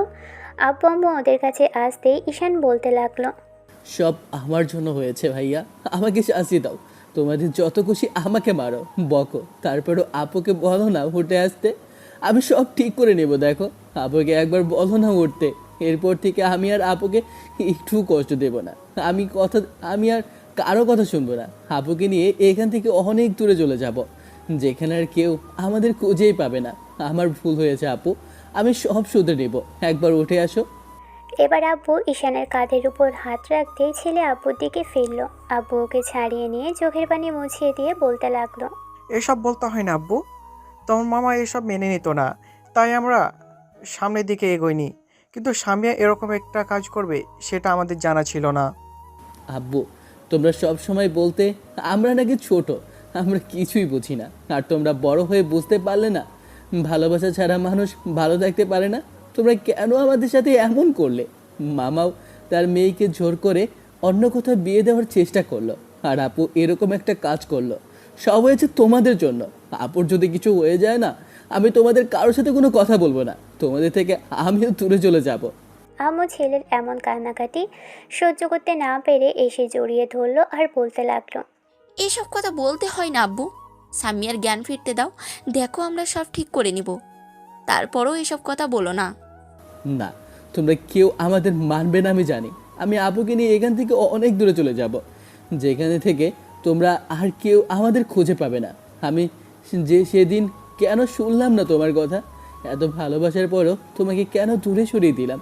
মামা তার মেয়ের উপর রাগারাগি করতে পারে, কিন্তু তার ভাগ্নেকে তার মেয়েটা ভালোবাসে সেটা একটাবার বোঝার চেষ্টাও করলো না। অন্যদিকে সামিয়ার আব্বুর মুখে কোনো কথা নেই। ঘন্টাখানেক পরে ওয়াশ করা হয়ে গেলে ডক্টর বেরিয়ে আসলো। লোকটাকে বারবার জিজ্ঞেস করতেই বলতে লাগলো, আপনাদের মেয়ে যে পরিমাণে প্রয়োজন খেয়েছিল আর যে বাজে প্রয়োজনটা খেয়েছিল, তাতে ওনাকে বাঁচানোটাই কষ্টসাধ্য ছিল। তারপরও আল্লাহর রহমতে আমরা ওয়াশ করে সবটা বের করে ফেলেছি। এখন বাকিটা আল্লাহর হাতে। আপনারা 24 ঘন্টা পর্যন্ত অপেক্ষা করুন। এর মাঝে জ্ঞান ফিরলে তো ঠিক আছে, আর না ফিরলে আমাদের হাতে কিচ্ছু করার থাকবে না। তবে আশা রাখছি উপরওয়ালা আমাদের নিরাশ করবেন না। আল্লাহর ওপর ভরসা রাখুন। সামিয়ার আম্মু কান্নায় ভেঙে পড়ল। ঈশান আর কোনো কথা বলছে না। পুরো রাত ছেলেটার ঘুমোতে পারল না, কান্না করলো। পরদিন বিকেলের দিকে সামিয়ার জ্ঞান ফিরল, কিন্তু যখন জ্ঞান ফিরল ততক্ষণে ঈশানের বেহুশ হওয়ার মতো অবস্থা। সামিয়ার আম্মু বারবার জ্ঞান হারিয়েছে, আর যতবার ভদ্রমহিলা জ্ঞান ফিরে আসছে, যখন জানতে পেরেছে সামিয়ার জ্ঞান ফিরেনি, তখন আবারও কাঁদতে কাঁদতে জ্ঞান হারিয়েছে। তারপর বিকেলে যখন মেয়েটার জ্ঞান ফিরল তখন বেশ খারাপ লাগছিল। সামিয়ার নিঃশ্বাস নিতে কষ্ট হচ্ছিল বলে ডক্টর আবার ঘুমের ইঞ্জেকশন দিয়ে ঘুম পাড়িয়ে দিল। পরদিন ঘুম ভাঙল দুপুরের দিকে। স্যালাইন দিয়ে রাখা হয়েছে। 2 দিন যাবৎ মেয়েটা না খাওয়ার ফলে একদম দুর্বল হয়ে পড়েছে, দেখে বোঝা যায়। চোখের নিচে কালি পড়ে গেছে, গলাটা কেমন ফুলে আছে, মুখটারও সে একই অবস্থা। এত বাজে পয়জনটা খেয়েছিল যার জন্য এরকম হাল মেয়েটার। ঈশান সারাক্ষণ হসপিটালে সামিয়ার কেবিনের সামনে দাঁড়িয়ে রইল। সামিয়ার ঘুম ভাঙলে সবাই গিয়ে কথা বলল। সামিয়া ওর আব্বুর সাথে একটুও কথা বলল না, উল্টো কান্না করে চলে যেতে বলল। তারপর আর কি, যখন সবার কথা বলা শেষ হলো, ঈশানের আব্বু আম্মু গিয়ে কথা বলল মেয়েটার সাথে। সামিয়া ফুপাফুপির সাথেও কোনো কথা বলল না। তখন ঈশানের আম্মু বলতে আরম্ভ করলো, মামনি কান্না করতে হয় না, আমি ঈশানকে পাঠাচ্ছি, তোমরা কথা বলো, দেখো সবটা ঠিক হয়ে যাবে। আমরা 2 পরিবার সব ঠিক করে নেব। সামিয়া কাঁদতে কাঁদতে বলতে লাগলো, না, আমি কারোর সাথে কথা বলবো না। তোমরা চলে যাও এখান থেকে। যে আমাকে ভালোবাসে না, আমি তার মুখটাও দেখতে চাই না। ও যেন আমার সামনে না আসে, নাহলে কিন্তু। সামিয়া কান্না করতে লাগলো। আব্বু আম্মু বাহিরে এসে ঈশানকে বিষয়টা বলতেই ছেলেটা তাড়াহুড়ো করে রুমে আসলো। ঈশানকে দেখে সামিয়া প্রচণ্ড পরিমাণে সিন ক্রিয়েট করতে লাগলো, কিন্তু ঈশান কোনো কথা বলল না। মেয়েটা হাজারটা কথা শোনালো ওকে। ঈশান সামিয়ার একটা হাত ধরতেই মেয়েটা ওকে হাজারটা থাপ্পড় মারল। তারপর মেয়েটা শান্ত হলো না। তখন ঈশান বলতে লাগলো, যার শাস্তি দেওয়ার আমাকে দাও। আমি অন্যায় করেছি, তার জন্য আমাকে মারো, বকো, তারপর এরকম রাগ দেখিয়ে নিজের ক্ষতি করো না। সবাই সবটা মেনে নেব। আমিও তোমাকে বিয়ে করে নিয়ে এখান থেকে অনেক দূরে চলে যাব। তারপরও কোনো প্রকার পাগলামি করো না। একদম বিয়ের কথা বলবি না, আমি তোকে চিনি না। চলে যা এখান থেকে, আমি তোকে বিয়ে করবো না। অন্যায়টা তোর না, আমার ছিল। তোর মতো ছেলেকে আমি ভালোবেসেছিলাম, যার জন্য আমাকে এমন করে কষ্ট পেতে হয়েছে। ঈশান এগিয়ে এসে মেয়েটাকে থামানোর চেষ্টা করলে মেয়েটার সব কিছু খুলে ফেলার চেষ্টা করলো। ঈশান মেয়েটাকে বাধা দিল আর নার্সকে ডাকতে লাগলো। ঈশান এসে সামিয়াকে আবারও ঘুমের ইঞ্জেকশন দিল। 1 সপ্তাহ পরে যখন সামিয়া মোটামুটি কিছুটা সুস্থ হলো তখন ওর পাগলামির কারণে ঈশানের আব্বু আম্মু সামিয়াদের বাসায় গেল। পরিবারের সবাই ডাইনিংয়ে আছে। ঈশানের আব্বু বিষয়টা নিয়ে আলোচনা করতে লাগলো, কিন্তু সামিয়ার আব্বু চুপ করে রইল। তখন আব্বু ভদ্রলোককে উদ্দেশ্য করে বলতে লাগলো, ভাইজান, এমন করে চুপ করে থাকলে ছেলে মেয়েদের খারাপটাই হবে। ঈশান সামিয়াকে পছন্দ করে। আমার ছেলে হয়তো আপনার ভয়ে বলতে পারেনি। আপনার মেয়ে পাগলামি করছে, খামাখা অন্য জায়গায় বিয়ে দেওয়ার চেষ্টা করলেন, আর সেদিন মরতে মরতে মেয়েটা বেঁচেছে। এখন অন্তত আর জেদ করে বসে থাকবেন না। আমি কি বলতে চাইছি আপনি নিশ্চয়ই বুঝতে পারছেন। এমন কোনো শত্রুতা আমাদের মাঝে নেই যার জন্য দুই পরিবারের মানুষগুলো দ্বিতীয় আত্মীয়তার বন্ধনে আবদ্ধ হতে পারবে না। দয়া করে এখন আর জেদ করে বসে থাকবেন না। ছেলে মেয়েদের ভালোর জন্যই হলো এই বিয়েতে আপনাকে মত দিতেই হবে। আপনাকে আমি আজকে রিকোয়েস্ট করছি, আর চুপ করে থাকবে না। ওগো, তুমি চুপ করে থেকো না। এমন জেদ ধরে বসে থাকলে আমার মেয়েটা একটু একটু করে শেষ হয়ে যাবে। তোমার কারণেই মেয়েটার আজকে এই অবস্থা। তুমি যদি সেদিন ওকে জোর করে রাজি না করাতে, তাহলে মেয়েটা এরকম কোনো কাজ করতো না। তুমি মেয়েটার প্রতি এরকম কঠোর হইও না। তুমি একটু চিন্তা করে দেখো, আমার মেয়েটা মরে যাবে যদি এরপরও তুমি এরকম কঠোর হও। তোমার এমন জেদের কারণে কখনোই ও ভালো থাকতে পারবে না। তাছাড়া ঈশান তোমার ভাগ্নে, এমন তো কেউ নয় যার সাথে বিয়ে দিলে তোমার মেয়ে ভালো থাকবে না। সামিয়ার আব্বু আবারও কিছুক্ষণ চুপ থেকে তারপর ঈশানের দিকে তাকালো। ছেলেটা মাথা নিচু করে নিতেই মামা বলতে লাগলো, ঈশান, ভাইয়া। ঈশানকে মামার কাছে যেতে বললে ছেলেটা গিয়ে মামার পায়ের কাছে বসতে গেলে মামা ওর হাত ধরে ওনার পাশে বসালো। তারপর এক পাশ থেকে ছেলেটাকে জড়িয়ে ধরে কান্না করে দিয়ে বলতে লাগলো। ঈশানও মামার একটা হাত ধরে বলতে লাগলো, রাগের মাথায় সেদিন মেয়েটাকে জোর করেছিলাম, যার জন্য মেয়েটা এরকম একটা কাজ করলো। আমি বুঝতে পারিনি তোরা দুজন দুজনকে এতটা ভালোবাসিস, না হলে কখনোই এরকম একটা কাজ করতাম না। সব আমার জন্য হয়েছে, তোরা আমাকে মাফ করে দিস। আমার আর কোনো আপত্তি নেই, তুই আমার মেয়েটাকে কখনো কষ্ট দিস না। দেখলি তো আমার জন্য মেয়েটা কত বড় কষ্ট পেল। আমি তোমাদের সবার কথা রাখবো, আমি আপুকে ভালো রাখবো। দেখো, আমাদের সম্পর্ক নিয়ে কোনো কথা উঠতে দেব না। আপু আমার সাথে ভালো থাকবে, তুমি শুধু আমাদের জন্য মন ভরে দোয়া করো। আমরা অনেক ভালো থাকবো মামা। মামা ঈশানের মাথায় হাত বুলিয়ে দিল। ভদ্রলোকের কথাতে সবাই একটা দীর্ঘ নিঃশ্বাস ফেলল। সামিয়ার আব্বু কেন যে এত রাগ করলো সেটা ওদের জানা নেই। হয়তো মেয়ের এরকম কর্মকাণ্ডের জন্যই এমন করেছিল। এবার ভাইয়া বলতে আরম্ভ করলো, মামা তাহলে কি কাজে রাখতে পারি? বোন তো মোটামুটি সুস্থ আছে, এখন না হয় কাজে ডেকে ওদের দুজনে বিয়েটা পড়িয়ে দেই। তোরা যখন এত করে চাইছিস আমি আর তোদের বারণ করব না। তবে একটা কথা, একমাত্র মেয়ের বিয়েটা খুব ধুমধাম করে হলে ভালো হতো না? ভাইজান, এখনও সামিয়া মামুনি কিছুটা অসুস্থ আছে। পুরোপুরি সুস্থ হোক, তারপর না হয় এসব নিয়ে ভাবা যাবে। সামিয়ার আব্বু আর কোনো অমত করলো না। বিকেলের দিকে মোটামুটি ঘরোয়াভাবেই দুজনের বিয়েটা হলো, কিন্তু সামিয়া বিয়ে করবে না বলে জেদ ধরেছিল। তখন ঈশানের আম্মু গিয়ে জোর করে ওকে রাজি করিয়েছে। আম্মু সামিয়াকে ঈশানকে যত ইচ্ছে শাস্তি দিক, তারপরও যেন আম্মু সামিয়াকে বলেছিল ঈশানকে যত ইচ্ছে শাস্তি দিক, তারপরেও যেন এখন বিয়েতে বারণ না করে, না হলে আবার সামিয়ার আব্বু রেগে গেলে তারপর আর বিয়েতে কেউ ওনাকে রাজি করাতে পারবে না। সামিয়া ভয় পেয়ে বিয়েটা করে নিল, কিন্তু বিয়ের পর থেকে ঈশানের সাথে একটা কথাও বলেনি মেয়েটা। সামিয়া চুপ করেছিল, ঈশানের দিকে একটাবারও তাকায়নি পর্যন্ত। যে মেয়েটা ঈশানের জন্য এত বেশি পাগলামি করতো সেই মেয়েটা কিনা ওর সাথে কথাই বলেনি। আব্বু আম্মু সামিয়ার পরিবারের সাথে আরও কিছুক্ষণ সময় কাটালো। তারপর সন্ধ্যার মুখে ওরা বাসায় চলে আসলো। সামিয়াকে ঈশান কোলে করে রুমে নিয়ে আসতেই মেয়েটা জোর করে নিজেকে ছাড়িয়ে নিল আর বলতে লাগলো, দেখ, এত আধিক্যতা দেখাতে হবে না। তুই আমাকে ঠিক কতটুকু ভালোবাসিস আমার জানা হয়ে গেছে। ঈশান ভাবলো মেয়েটা কিছুটা রেগে আছে, কিন্তু আস্তে আস্তে সব ঠিক হয়ে যাবে, তাই ছেলেটা চুপ করে রইল। তখন সামিয়া বেডের এক সাইডে গিয়ে বসে পড়ল। এরই মাঝখানে ঈশান গিয়ে ফ্রেশ হয়ে আসলো।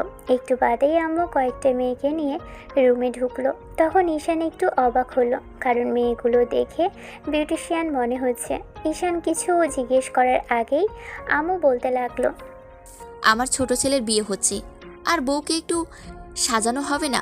আব্বু, তুমি বাইরে যাও, ওরা তোমার বউকে সাজিয়ে দেয়, তারপর না হয় রাতে যত খুশি পারো দেখো। আম্মুর কথাতে ঈশান খানিকটা লজ্জা পেলেও মাথা নিচু করে বেরিয়ে গেল। সন্ধ্যা পেরোতেই ঈশানের বন্ধুরা আসলো। বাসায় একটু খাওয়া দাওয়ার আয়োজন করা হয়েছিল। বিয়েটা ঘরোয়াভাবে আর হুটহাট করে হলেও ঈশান বন্ধুদের বলতেই সবাই বেশ খুশি হলো। ঈশান কেন জানি খুশি হতে পারলো না। মেয়েটা কি আদৌ ওর সাথে কথা বলবে কিনা কে জানে। রাতে খাওয়া শেষ করে রুমে যখন আসছিল তখন আম্মু ওকে ডাকতেই ঈশান পিছনে ফিরল। তখন আম্মু বলতে লাগলো, দেখো আব্বু, সামিয়া এখনও রেগে আছে, তাই জোর করে কিছু করার চেষ্টা করো না, যার জন্য মেয়েটা রেগে যায়। এখনও মেয়েটা অসুস্থ, কয়েকটা দিন গেলেই দেখবে সবটা মেনে নিয়েছি। এখন একটু ধৈর্য ধরো, মেয়েটার রাগ কমার জন্য অপেক্ষা করো, তারপর দেখবে দুজনেই ঠিকই ভালো থাকবে। আমি জানি ও রেগে আছে, তোমাকে এসব নিয়ে চিন্তা করতে হবে না। ওকে রাতের খাবার খাইয়ে দিয়েছো কি না সেটা বলো। ওর রাতে অনেকগুলো মেডিসিন ছিল, সেগুলো কি খেয়েছে? আম্মু মুচকি হাসলো। ছেলের গালের পাশে হাত রেখে বলতে লাগলো, বিয়েটা করতে না করতেই বইয়ের জন্য এত চিন্তা। আমি ওকে খাইয়ে দিয়েছি, তোমাকে টেনশন করতে হবে না। এখন যাও, রুমে যাও। ঈশান রুমে আসলো। দরজা লাগিয়ে দিতেই সামিয়া জড়সড় হয়ে বসলো। ঈশান বুঝতে পারছে না যে মেয়েটা এত রাগী আর জেদি ওর জন্য পাগলামি করতো, তাহলে আজকে চুপ করে আছে কেন?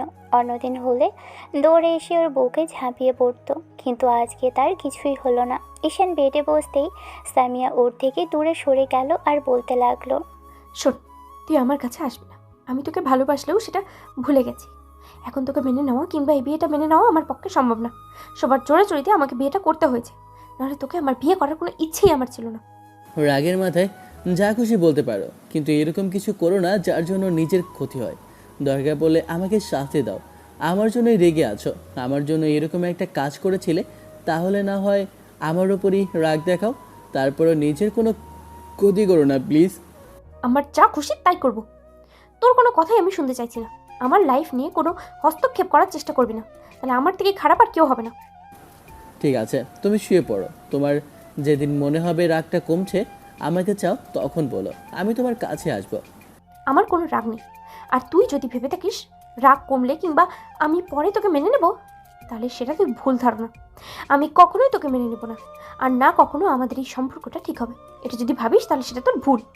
ঠিক আছে, আমি না হয় ভুল করেই তোমাকে ভালোবাসি। এতদিন তুমি আমাকে ভালোবাসার কথা বলেছ, এখন থেকে না হয় আমি বলবো আর তুমি শুনবে। তোর যা খুশি কর, কিন্তু ভুলেও আমার কাছে আসার চেষ্টা করবি না। তোর মতো ছেলেকে আমি ভুল করে ভালোবেসেছিলাম, এখন সেটা শুধরে নেব। ঈশান নিচে বিছানা করে শুয়ে পড়ল। সামিয়া কিছুক্ষণ বসে রইল। তখন ছেলেটা ওকে শুয়ে পড়তে বললে মেয়েটা শুয়ে পড়ল। মাঝরাতে কারো কান্নাকাটির শব্দে ঈশানের ঘুম ভাঙল। উঠে বসতেই শব্দটা মিলিয়ে গেল। ঈশান বুঝতে পারল সামিয়া এতক্ষণ কান্না করছিল, তাই বলতে লাগলো, এতই যখন ভালোবাসো তাহলে দূরে সরিয়ে দিয়েছো কেন? খামাখা নিজেকে কষ্ট দিচ্ছ আর আমাকেও কষ্ট দিচ্ছ। একটাবার আমার কথা শোনো, আমি বুঝতে পারিনি এরকম কিছু হবে। জানতাম না যে তোমাকে ঠিক কতটুকু ভালোবাসি। সামিয়া কোনো কথা বলল না। ঈশান উঠে এসে বেডে বসলো। তারপর মেয়েটার একটা হাত ধরতে গেলে সামিয়া এক ঝটকায় সরিয়ে দিল। তারপর রাগী কণ্ঠে বলতে লাগলো, তোকে বলেছি না আমাকে টাচ করবি না। আমার কাছে আসার সাহস তোর কি করে হয়? আজকে আমার এই অবস্থা না হলে তোর মতো ছেলেকে বিয়ে করার কোনো ইচ্ছে আমার ছিল না। ও, তার মানে সবটা তোমার পাগলামি ছিল। আমি জানতাম না পাগলামির পরে তোমার ভালোবাসাটা আর থাকবে না। আমি দেখব তুমি আমাকে কতদিন ভালো না বেঁচে থাকতে পারো। সামিয়া কোনো কথা বলল না। ঈশান চুপচাপ আবার গিয়ে শুয়ে পড়ল। পরদিন সকালে যখন ঘুম ভাঙল তখন বেলা 9টা বাজে। ঈশান উঠে দেখলো মেয়েটা আয়নার সামনে বসে নিজেকে গোছাতে ব্যস্ত হয়ে পড়েছে। এখনও কেমন ফুপিয়ে ফুপিয়ে উঠছে। ছেলেটা উঠে বসলো। সামিয়া ওকে দেখে চোখ জোড়া মুছে নিল। ঈশান ভাবলো হয়তো এখন মেয়েটাকে একটু আদর করলে, কাছে টেনে নিলে মেয়েটা আর কান্না করবে না, আর রাগ করেও থাকবে না। কথাগুলো ভেবেই ঈশান সামিয়ার কাছে আসলো। পিছনে দাঁড়াতেই মেয়েটা ঈশানকে আয়নাতে দেখে উঠে দাঁড়ালো। কিছু বুঝে ওঠার আগে ঈশান ওকে পিছন থেকে জড়িয়ে ধরলো। তারপর মেয়েটার শাড়ি গলিয়ে দুটো হাত উন্মুক্ত পেটের উপর রেখে কাঁধের উপর থুতনিটা রেখে গলায় নাক ঘষিয়ে দিতেই মেয়েটা চোখ জোড়া বন্ধ করে নিল। ঈশান এক হাতে সামিয়ার কাঁধের উপর থেকে চুলগুলো সরিয়ে একটা ডিপলি চুমু খেতে মেয়েটা কেঁপে উঠল। ঈশান আর কিছু করার আগেই সামিয়া জোর করে নিজেকে ছাড়িয়ে নিল। তারপর ছেলেটার দিকে ফিরে কষিয়ে একটা থাপ্পড় মারার জন্য হাতটা ওঠালো, কিন্তু হাতটা ঈশানের গাল অবধি আনার পরই থেমে গেল। ঈশান চোখ বন্ধ করলো না, ওর দিকে তেমন করেই তাকিয়ে রইল। সামিয়া চুপচাপ রাগি চোখে তাকিয়ে রইল। তখনই ঈশান ওর ওঠানো হাতটা ধরে বলতে আরম্ভ করলো, কি হলো? থামলে কেন? মারো। আমাকে মেরে যদি তোমার রাগটা কমে তাহলে আমাকে আঘাত করো, তোমার যত খুশি আঘাত করো। তারপরে এরকম চুপচাপ করে থেকে নিজেকে কষ্ট দিও না। সব কিছু ঠিক হয়ে গেছে। এখনও রাগ করে থেকে যদি তোমার রাগটা না কমে তাহলে আরও রাগ দেখাও। তারপরও একটাবার সুযোগ দাও, দেখো আর কখনো তোমাকে কষ্ট পেতে দেব না। সামিয়া ঈশানের থেকে নিজের হাতটা ছাড়িয়ে নিল আর রাগী কণ্ঠে বলতে লাগলো, তোর লজ্জা করে না এসব কথা বলতে? আমি কতবার তোকে ভালোবাসার কথা বলেছিলাম, তোর মনে আছে? দরকার নেই আমার এমন ভালোবাসা, যে ভালোবাসা মানুষকে মৃত্যু পর্যন্ত নিয়ে যায়। এমন ভালোবাসা জীবনে না থাকাই ভালো। ও, তার মানে তুমি বলতে চাইছো আমি তোমার লাইফে না থাকলে, তোমাকে ভালো না বাসলে তুমি ভালো থাকবে? আমি যদি সত্যিই হারিয়ে যাই কিংবা মরে যাই তাহলে তুমি খুশি হবে? সামিয়া কথা বলল না, তবে মেয়েটার মুখটা কালো হয়ে গেল। ঈশান একটু হাসার চেষ্টা করে বলতে লাগলো, তুমি আমার কথা তখন বুঝতে পারোনি। তুমি তোমার বাসার সবাইকে রাজি করাতে আমি আমার বাসায় রাজি করাতাম, কিন্তু তুমি সেটা করোনি। এটা ঠিক যে আমি জেদ করেছিলাম, কিন্তু তোমার এই পাগলামির জন্যই তুমি বলতে তুমি বাসায় রাজি করাবে, আমিও তখন চেষ্টা করতাম। তোমার এই পাগলামির কারণে তখন আমিও বুঝতে পারিনি তোমাকে ভালোবাসি, তাই তোমাকে দূরে সরানোর জন্য উঠে পড়ে লেগেছিলাম। যা যা পারো শাস্তি দাও। আমাদের বিয়েটা হয়ে গেছে, ভালোবাসতে না পারলে অবহেলা করো। তারপরে দিন শেষে এখন আমি তোমার আর তুমিও শুধু আমার। আমার তোকে চাই না। যখন চেয়েছিলাম তখন তুই আমার হোস নি, আর এখন বিয়েটা করলেও কিংবা ভালোবাসা দেখাতে আসলেও আমি তোর হব না। তুই জোর করে আমাকে আর তোর কাছে দিবি না, কিন্তু আমার মন থেকে তোর জন্য কিচ্ছু আসবে না। তুই যদি চিন্তা করিস জোর করে তুই আমাকে ভালোবাসবি, তাহলে তুই আমার শরীর। ভালোবাসাটা এরকম নয় মনে করো যে জোর করে আমি এসব করব, তাহলে সেটা তোমার ভুল। আচ্ছা তুমি একটু ভেবে বলো তো, আমি যদি চাইতাম তোমার সাথে সবই করতে পারতাম কি না? কিন্তু করিনি, আমি সেই সুযোগটা নিইনি। তোমার ভালোবাসাটা নোংরা হতে দিতে চাইনি। যাকে পাবো না তার সাথে এইসব করে অন্য কারো হক নষ্ট করতে চাইনি। কিন্তু দেখো তোমার কপালে সেই আমার মতো একটা বাজে ছেলেই জুটলো। ঈশানের কথাতে সামিয়া মাথা নিচু করে রইল। ওর একটা হাত ধরতে গেলে সামিয়া এক ঝটকায় সরিয়ে দিল। ঈশান আর কোনো জোর জবরদস্তি করলো না। মেয়েটা কিছুক্ষণ কান্নাকাটি করে তারপর আবারও ব্যালকানিতে গিয়ে দাঁড়ালো। আম্মু এসে ওদের খাওয়ার জন্য নিয়ে গেল। সারাটা দিন ঈশান মেয়েটার সাথে কথা বলার চেষ্টা করলো, কিন্তু সামিয়া কোনো কথা বলল না। সন্ধ্যার মুখে ছেলেটা মন খারাপ করে বাইরে গেল। তারপর ফিরল রাত 10টার দিকে। এসে দেখলো সামিয়া ঘুমিয়ে পড়েছে। এমনিতেই প্রতিদিন 1000বার কল করে কথা বলার চেষ্টা করতো, আর এখন সেটা হচ্ছে না। পাগলামিটা মানুষের যতদিন পর্যন্ত মানুষ বুঝতে না পারবে। সামিয়ার অভিমান হয়েছে। ও বুঝতে পেরেছিল ঈশান ওকে ভালোবাসে না, তাই পাগলামি করাটা বন্ধ করে দিয়েছে। একটা সপ্তাহ কেটে গেল। এই 7 দিনের মাঝে ঈশানের মামার বাসা অর্থাৎ শ্বশুরবাড়ি থেকে ওরা ঘুরে এসেছে। সবাই বেশ আদর আপ্যায়ন করেছে, আর করবে নাই বা কেন?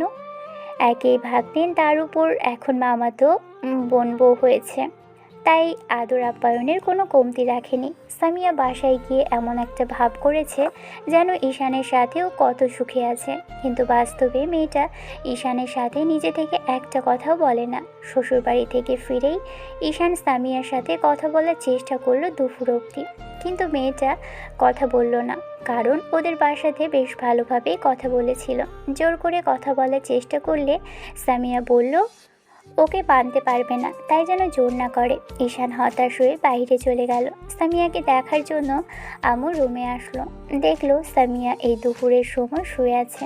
আম্মু এসে ওর পাশে বসতে মেয়েটা উঠে বসলো।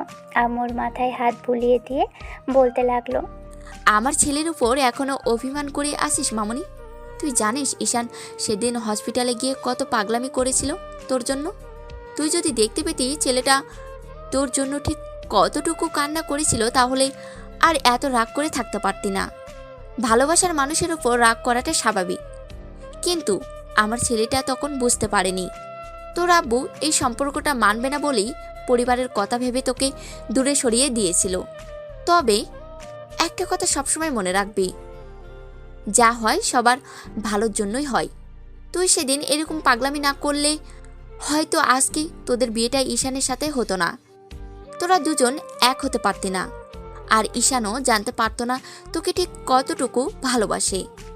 এখন যখন সব ঠিক হয়ে গেছে, তাই আমার পরামর্শ থাকবে সব ঠিক করে নেওয়ার।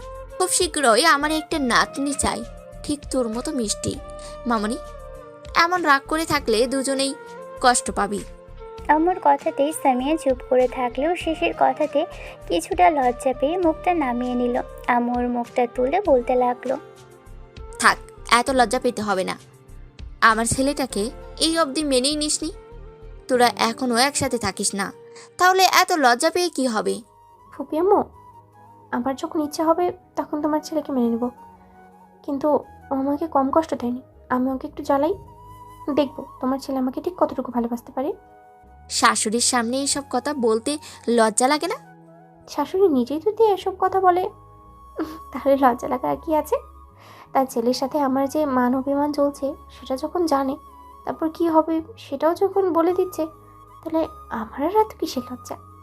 তা ঠিক আছে, কিন্তু বেশি কষ্ট দিস না ছেলেটাকে, তারপর নিজেও কষ্ট পাবি, আর ঈশান আবার রেগে গেলে শেষে ঝামেলা হবে।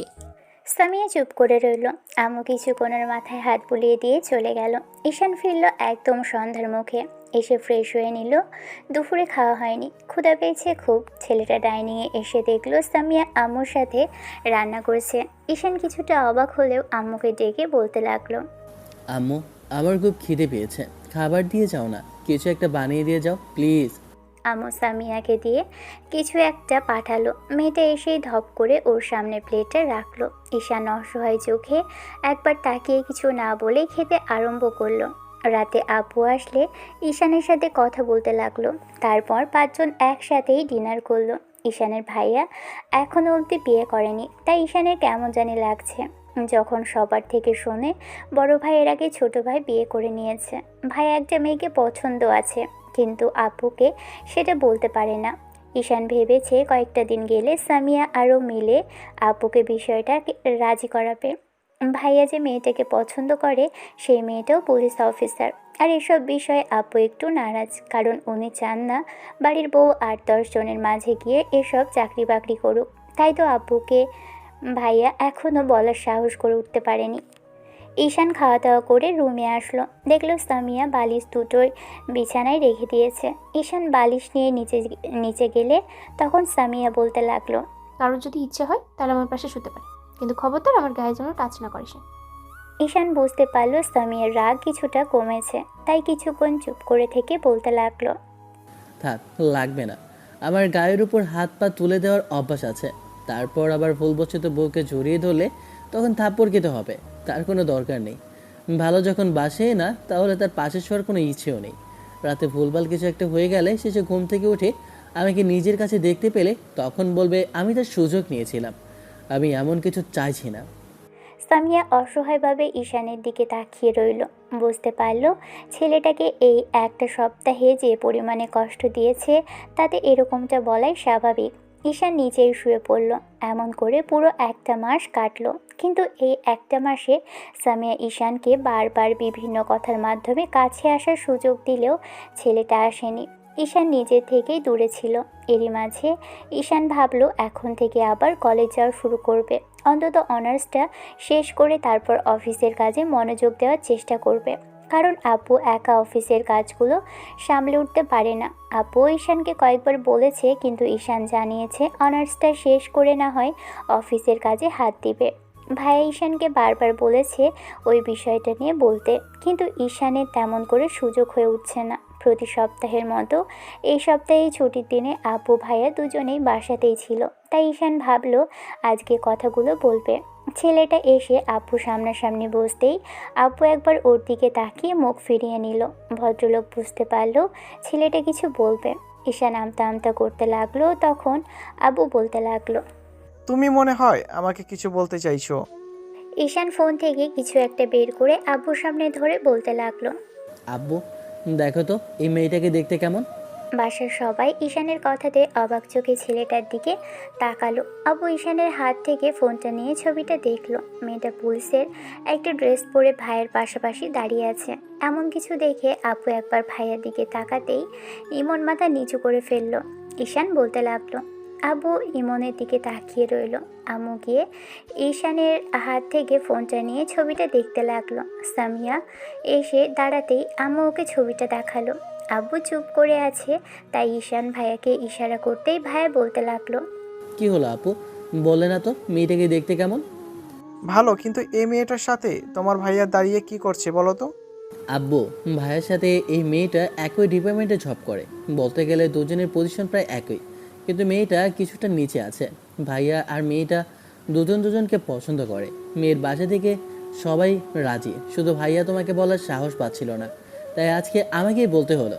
আমি বলছিলাম কি আব্বু, তুমি যদি একবার ওদের সাথে একটু কথা বলে দেখতে। আব্বু, আমি ওকে বলছি যে তুমি এগুলো পছন্দ করো না। ও কোনো কথা বলেনি। তারপরেও আমার বিশ্বাসও এই বাড়িতে আসার পর তুমি যদি বলো তাহলে জবটা ছেড়ে দিবে। আমি তো এসবের কিছুই বলিনি, আর রাজি হয়নি যে বাড়িতে আসতে হবে। সরি আব্বু, আমি বুঝতে পারিনি তোমার লামিয়াকে পছন্দ হবে না। আমি জানতাম তুমি এরকম কোনো মেয়ে পছন্দ করবে না। তারপরও আমার পছন্দের কথাটা তোমাদেরকে জানালাম। ইমন এতক্ষণ মাথা নিচু করে থেকে তারপর রুমের দিকে যেতে গেলে আম্মু আব্বুকে উদ্দেশ্য করে বলতে লাগলো। ছেলে যেহেতু পছন্দ করে, তুমি একবার ওদের সাথে কথা বলে দেখো। তোমরা যেটা ভালো মনে করছো সেটাই করো, আমাকে জানতে হবে কি জন্য। এত দূর সিদ্ধান্ত যখন নিতে পেরেছো, তাহলে বিটা করে আসলেই তো হতো। তুমি খামাখা এসব কথা বলছো। আমি ঈশানকে বলবো ওদের বাসার ঠিকানা আর নম্বর দিতে। তুমি একটু কথা বলে দেখো ওরা কি বলে। আব্বু হ্যাঁও বলছে না, নাও বলছে না। ঈশান আব্বুকে রিকোয়েস্ট করতেই আব্বু বলতে আরম্ভ করলো। ঠিক আছে ঠিক আছে, ছোট ছেলের বিষয়টা যখন মানতে পেরেছি, তাহলে বড় ছেলের বিষয়টা কেন মানতে পারবো না? মেয়ের আব্বুর নম্বর দিতে বলো, আর না হলে ওদের আমাদের সাথে দেখা করতে বলো। ঈশান বুঝতে পারলো ভাইয়ার একটা হিললে হয়েই যাবে। ভাইয়াকে ঈশান বিষয়টা জানাতেই ভাইয়া প্রচণ্ড পরিমাণে খুশি হয়ে ঈশানকে জড়িয়ে ধরে হাজারটা কথা বলল। ঈশান ভাইয়ের সাথে কথা বলা শেষ করে রুমে আসতেই দেখলো সামিয়া বেডে বসে পা তোলাচ্ছে। ঈশান মেয়েটার পাশাপাশি বসতেই মেয়েটা দূরে সরে গেল। ঈশান আবারও এসে সামিয়ার সামনাসামনি বসে ওর একটা হাত ধরল। মেয়েটা উঠে যাওয়ার চেষ্টা করলে ঈশান সামিয়ার হাতটা ছেড়ে দিল আর বলতে লাগলো। এখনো তোমার রাগ কমেনি? কী করলে তোমার রাগটা কমবে আমাকে একটু বলবে? তারপরে যদি রাগ না কমে তাহলে বলো, আমিও তোমার মতো বিষ খেয়ে নিই। আমি সত্যিই মারা চাই, তাহলে তোমার ভালো লাগবে তো? সামিয়া তারপরও কথা বলল না, মাথা নিচু করে রইল। তখন ঈশান আবারও বলল। আজকের পর থেকে তোমার যা ইচ্ছে তুমি তাই করতে পারো, কিন্তু এরপরে যদি নিজে থেকেও চাও না আমি তোমার কাছে আসি, তাহলে ভুলেও আর সেটা হবে না। একটা মাস পেরিয়ে গেছে, এখন অব্দি হাতটা পর্যন্ত তুমি ধরতে দাও না, পাশে শুতে দিতেও চাও না। আবার বলো যেন টাচ না করি। নিজের বউকে টাচ করাটা কি অন্যায়? ঠিক আছে, আমি তোমার কাছে আসবো না, আর তোমাকে কোনোভাবেই স্পর্শও করবো না। এরপর যখন তুমি আমার কাছে আসার চেষ্টা করবে, সেদিন আমিও মুখ ফিরিয়ে নিব, মনে রেখো। ঈশান কথাগুলো বলে বাসা থেকে বের হলো। দুপুর থেকে বিকেল, আর বিকেল থেকে সন্ধ্যা, তারপর সন্ধ্যা থেকে রাত হয়ে গেল, তবুও ঈশান ফিরল না। ছেলেটা এই দুপুর বেরিয়েছে, এখনও বাসাতে ফিরল না। সবার ডিনার করার সময় হয়ে গেলেও ঈশান আসলো না। এবার সামিয়ার বেশ খানিকটা খারাপ লাগতে শুরু হলো। ছেলেটা কোথায় গেল? রাগের মাথায় বাসা থেকে কোথাও চলে গেল না তো? সামিয়ার বুকের ভিতর কেমন যেন একটা ভয় কাজ করতে লাগলো, অজানা এক আশঙ্কায়। ছেলেটার রাগের মাথায় সত্যি বাসা ছেড়ে চলে গেল না তো? সামিয়ার মনে হতে লাগলো তখন ছেলেটার সাথে এরকম করাটা ঠিক হয়নি।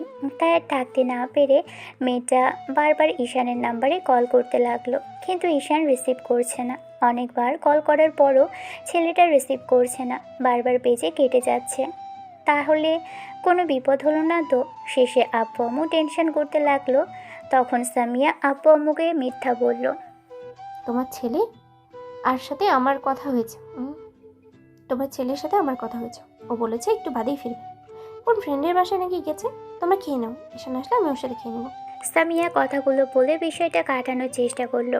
ঈশান যে ওর সাথে রাগারাগি করে বেরিয়ে গেছে সেটা একটাবারও বলল না। অন্যদিকে আব্বু আম্মু সবাই ডিনার করে চলে গেল। সামিয়া সবাইকে নিজ হাতে খাবার দিল, কিন্তু মেয়েটার মাথা থেকে চিন্তা যাচ্ছেই না। ও না পেরে আবারও ঈশানকে কল করলো, এখনও ছেলেটা রিসিভ করছে না। সামিয়া রুমে এসে অনেকক্ষণ যাবৎ কান্না করলো, বালিশে মুখ গুজে ফুপিয়ে ফুপিয়ে কান্না করলো। বুঝতে পারলো ওর জন্য এরকমটা হলো। কেন এরকম করে রাগ করতে গেল?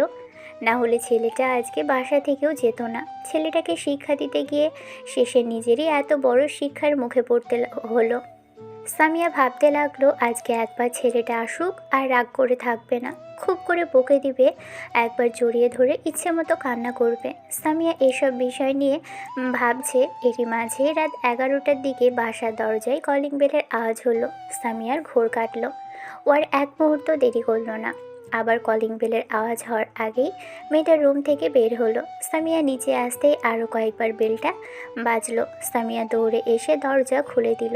চোখের সামনে ঈশানকে দেখে আর নিজেকে কন্ট্রোল করে রাখতে পারলো না। মেয়েটা ঈশানের গলাটা শক্ত করে জড়িয়ে ধরে ফুপিয়ে উঠল। কোথায় গিয়েছিলে তুমি? তুমি দৌড়ে গেলে আমি থাকতে পারি না, জানো না? রাগ করে থাকলেও তুমি যখন আশেপাশে না থাকো তখন আমার ভয় হয়। তুমি বুঝতে পারো না আমাকে? কেন ছেড়ে গিয়েছে বলো? আমি রাগ করে থাকলেই তোমাকে এমন করতে হবে? তুমি জানো আমি কতটা ভয় পেয়ে গেছিলাম। তোমাকে ছেড়ে আমাকে আমাকে ছেড়ে তুমি কোথাও যেও না প্লিজ। তোর যা করার আমার সাথেই কর। রাগ কর, মারো, বকা দাও, দরকার পড়লে আরো কষ্ট দাও, তারপরে এরকম করে দূরে যেও না। জানো তুমি দূরে গেলে আমার কতটা ভয় হয়।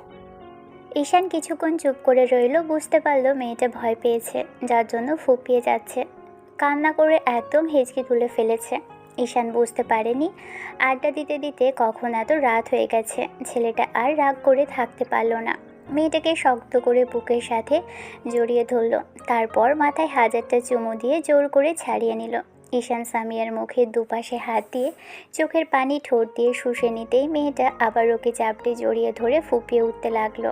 ঈশান মেয়েটাকে জোর করে এনে সোফাতে বসালো, তারপর আবারও বুকের সাথে জড়িয়ে ধরে বলতে লাগলো, শোনাবো, দেখো আমি চলে আসি, আর কখন এরকম ভুল করব না। বাইরে গিয়ে বন্ধুদের সাথে কথা বলতে বলতে কখন যে দেরি হয়ে গেছে বুঝতেই পারিনি, আর এমন করব না। এই যে কানে ধরছি, দেখো শোনাবো। ঈশান কানে ধরতেই মেয়েটা ওর বুকে কিল ঘুষি মারতে লাগলো আর ফুপিয়ে ফুপিয়ে বলতে লাগলো, তুমি খুব খারাপ, খুব বাজে। আমাকে কখনোই বুঝতে পারোনি, আর বোঝার চেষ্টাও করোনি। আমি হারিয়ে যাব তোমার থেকে, দেখো সেদিন তুমি আমাকে বুঝলেও আর খুঁজে পাবে না। ঈশান মেয়েটাকে ছাড়িয়ে নিল।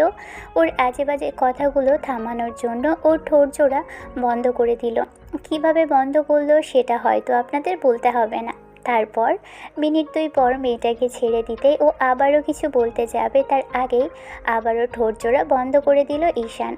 আবারও মিনিট 3 পরে ছাড়তেই সামিয়া আবার কিছু বলতে গেলে এবার ঈশান পাগলের মতো চুমু দিল। সামিয়া ঈশানের এমন কঠোর স্পর্শেও থাকতে পারল না। ছেলেটার চুলগুলো আঁকড়ে ধরল। ঈশান মেয়েটাকে এই অবস্থাতে কোলে উঠিয়ে নিল। সামিয়া ওর গলায় জড়িয়ে ধরে রেসপন্স করতে লাগলো।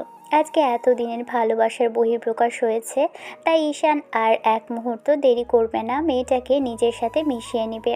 ঈশান সামিয়াকে রুমে নিয়ে আসে, তারপর দরজাটা পা দিয়ে বন্ধ করে দিয়েই মেয়েটাকে বেডে শুইয়ে দিল। সামিয়া ঈশানের শার্টের কলার ধরতেই ঈশান মেয়েটার উপর ঝুঁকে পড়ল।